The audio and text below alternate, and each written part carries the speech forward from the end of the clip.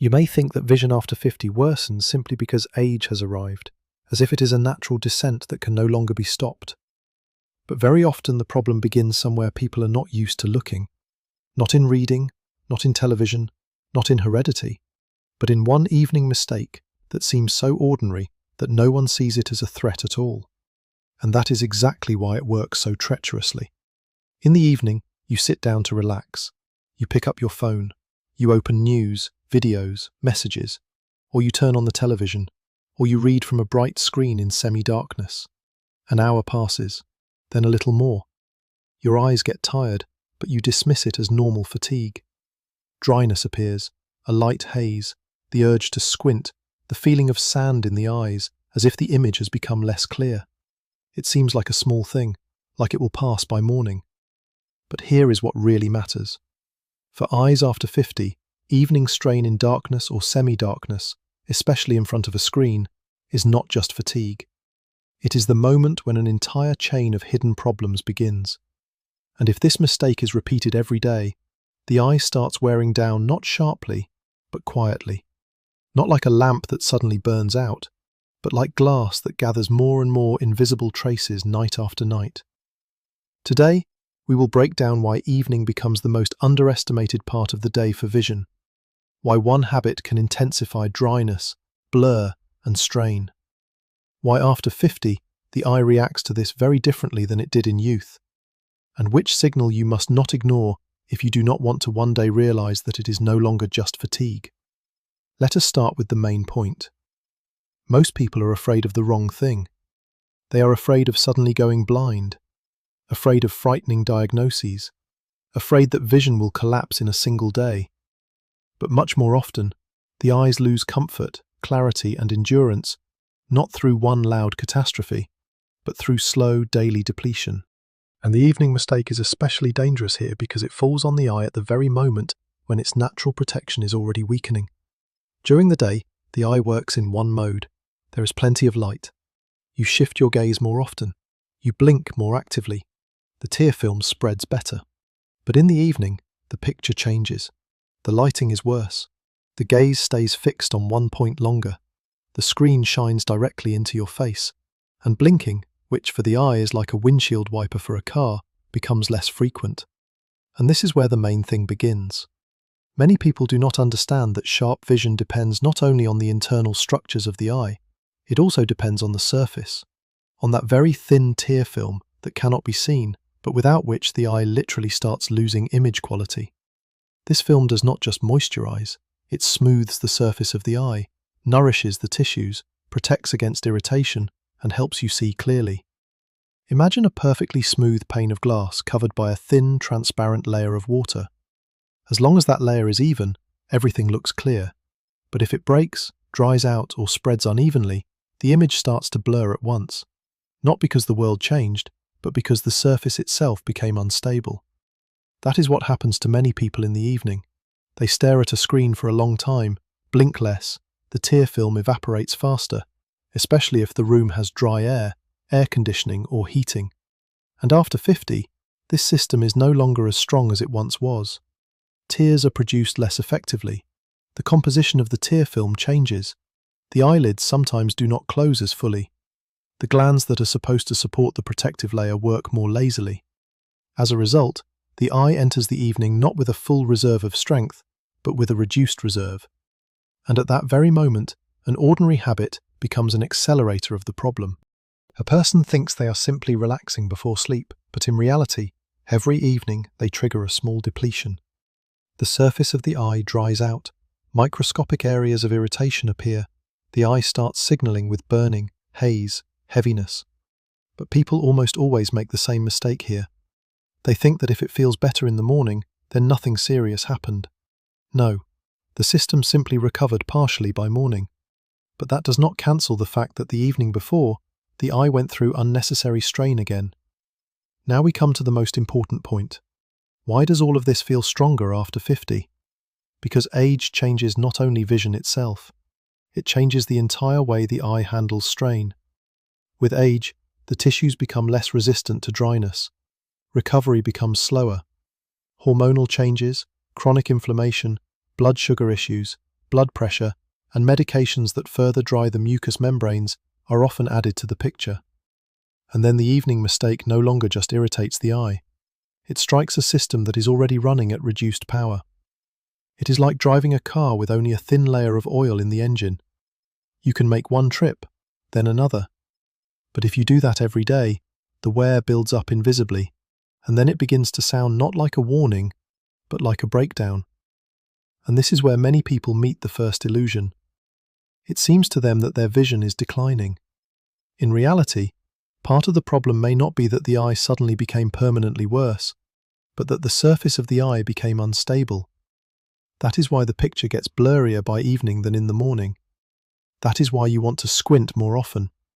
That is why letters seem to spread apart. That is why one day feels easier and another feels worse. And this very inconsistency often confuses people. They think that if vision is sometimes better, then there is no need to pay attention. But here is what is more dangerous than it seems. If dryness and evening overstrain become constant, the eye starts living in a state of chronic irritation. This is no longer just discomfort. It is a background condition in which a person rubs their eyes, strains their eyelids, sleeps worse, gets tired more easily, and recovers more slowly. And sometimes, they miss the moment when something more serious begins to hide behind what they think is simple fatigue. And here the main question arises. What exactly is the evening mistake that triggers this scenario most often? It is the habit of sitting in front of a bright screen in darkness or semi-darkness until sleep, without looking away for long periods, and with almost no blinking. It seems harmless precisely because it has become normal, but in it, several blows come together at once. A bright source of light directly in front of the eyes, low blink frequency, long fixation of the gaze at close distance, dry indoor air, end-of-day fatigue, and the age-related loss of natural protection. Each of these factors alone is already unpleasant. Together, they create a perfect storm. And here comes the turning point that many people do not expect. People think the main enemy of the eyes in the evening is darkness. But darkness by itself is not the main enemy. The real problem is contrast.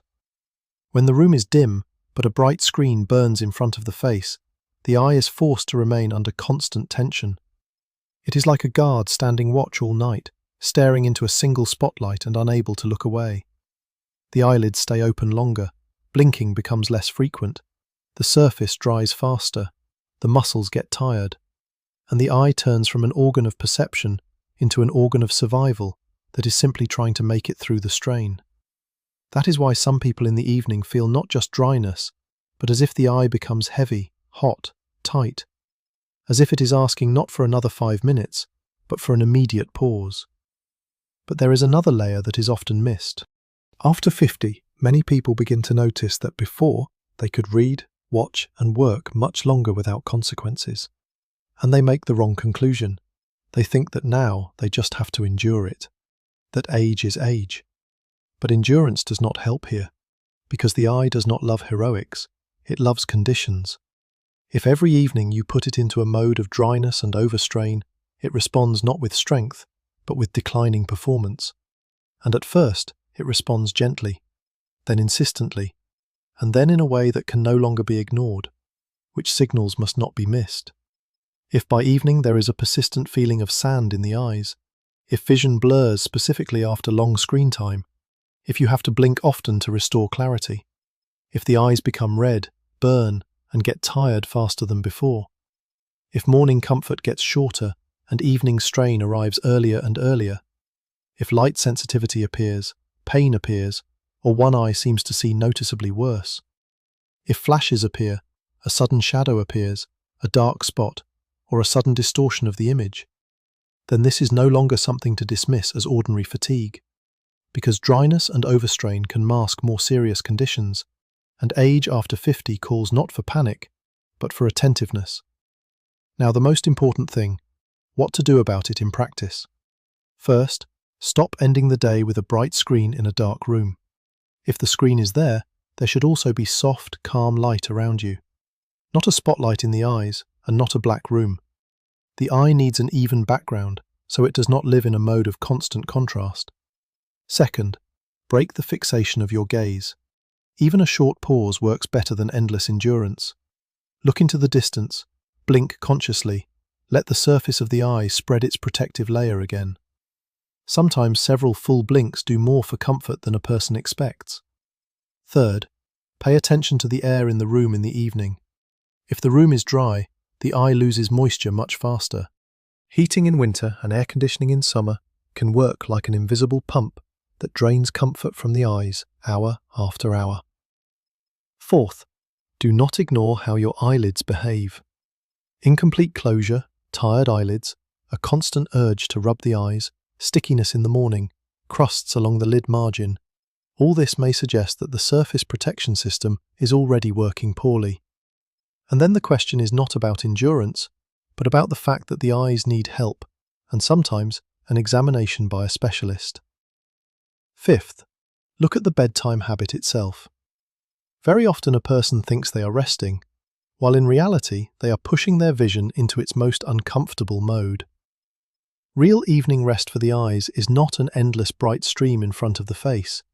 It is reduced strain, softer light, less screen exposure, and a calmer rhythm. And this is where an important relief appears. The good news is that many evening complaints really do decrease when a person removes the hidden irritant, when they change the lighting, when they reduce screen time before sleep, when they stop keeping their gaze glued to one point, when they stop waiting for the eye to survive on its own and instead create normal conditions for it. That means that part of what feels like irreversible vision decline sometimes turns out not to be a sentence, but the accumulated price of a habit that can be corrected. But do not swing to the other extreme either. Not everything can be solved by routine alone. If the symptoms repeat, intensify, or have become the new normal, delaying a checkup is a mistake. Because after 50, vision does not require fear. It requires discipline.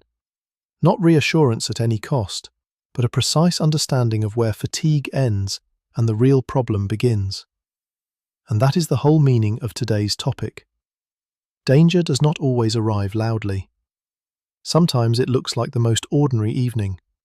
A phone in the hand, semi-darkness, just a little more scrolling. One more video, a few more minutes, and in this familiar scene the eye loses moisture, resilience, and reserve strength, night after night. People think vision leaves on its own, but very often it does not leave on its own. It is being helped out. So if you are already past 50, stop treating evening strain as a minor thing, because the eye is not endlessly patient glass. It is a living, delicate, vulnerable system, and what you do to it every evening either protects it or slowly wears it down. Now you see this habit differently, not as an ordinary background detail of the day, but as a hidden point where things can either keep getting worse or begin changing in your favor. And sometimes that is exactly where real protection of vision begins. Not with loud promises, not with miracle remedies, but with the moment when a person notices for the first time what they used to call normal.